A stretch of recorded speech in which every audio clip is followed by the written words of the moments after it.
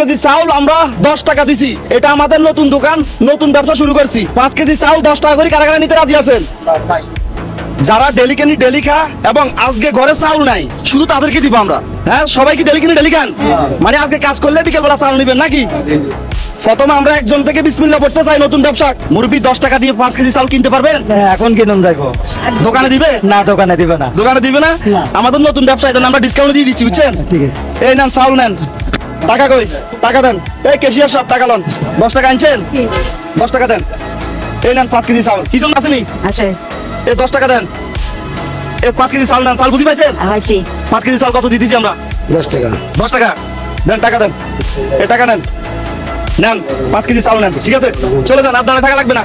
5 KG চাউল 10 টাকা নিবেন? নিব। আচ্ছা নেন, ধরেন এটা নেন। আমরা নতুন ব্যবসা দিয়েছি তো, এই জন্য তাড়াতাড়ি বেচার জন্য ছাড় দিয়ে দিছি, বুঝছেন? দোয়া করবেন যেন আমাদের এই ব্যবসাটা সবসময় চলে। হ্যাঁ, আল্লাহর দোয়া। আচ্ছা ঠিক আছে, 10 টাকা দেন।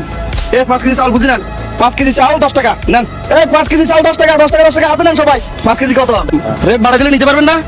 পারবো। হ্যাঁ, কত? তাহলে 5 কেজি 500। এই 5 কেজি 500 কে নেবেন?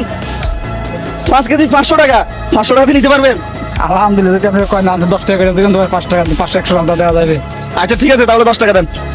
উনি 10 টাকা আনছে। এই নেন 5 কেজি চাউল নেন। এই 5 কেজি এবার 300 টাকা দিয়ে কেউ নিতে পারবেন? 300 টাকা। 300 টাকা তো দিতে পারবো না এখন।